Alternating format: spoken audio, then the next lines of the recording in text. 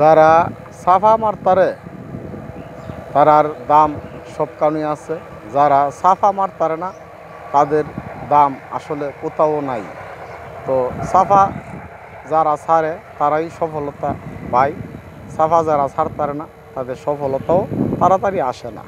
তবে এই কথাগুলো কেন বললাম, ফেসবুকে সবাই বলে যে 200-150 ভিডিও দেখেন এবং লাইক কমেন্ট করেন, তবে কতটা লাইক করতে পারবো, কতটা কমেন্ট করতে পারবো, এই কথাটা আসলে কেউ সত্যিভাবে বলে না।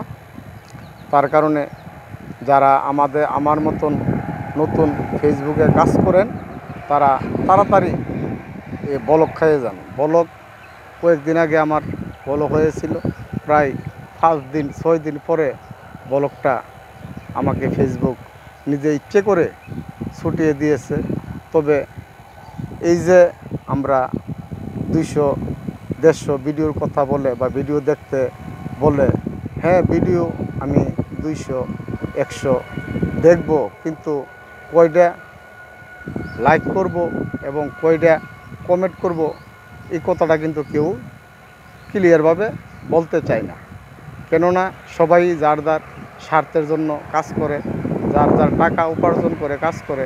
আসলে ভাই টাকা দিবে ফেসবুকে টাকা দিবে, তাহলে আমাদের বলতে সমস্যাটা কোন জায়গায়? যে আমরা তারপর বলে যে ভিডিওটা দেখতেছেন লাইক কমেন্ট, ভিডিও অনুসারে লাইক কমেন্ট করেন, তারপর যারা আপনার আগে যারা কমেন্ট করে গেছে ওদেরকে রিপ্লাই দেন।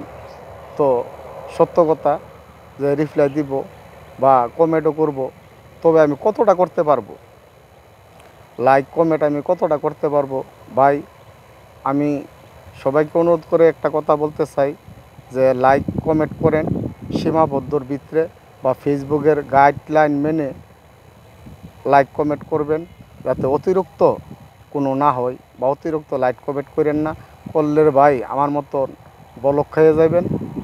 তবে আপনারা ভিডিও দেখেন, যদি সময় পান সারাদিন দেখেন অসুবিধা নেই, কিন্তু সব ভিডিওর মধ্যে লাইক কমেন্ট করতে হবে বা করব এমন কোনো কথা ফেসবুকে বলে নাই যে আপনারা যতটা ভিডিও দেখবেন অতটার মধ্যে কমেন্ট করতে হবে। কমেন্ট আপনার মন করা মত কমেন্ট করেন, আপনি 50টা উর্দু হইলে 50টা কমেন্ট করেন, তার বেশি না।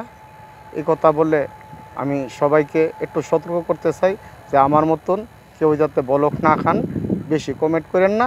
ফেসবুকের গাইডলাইন মধ্যে থেকে সীমাবদ্ধ থেকে আপনারা কমেন্টগুলো করবেন, যাতে আপনার কোনো সমস্যা না হয়। সবাইকে ধন্যবাদ। আসসালামু আলাইকুম।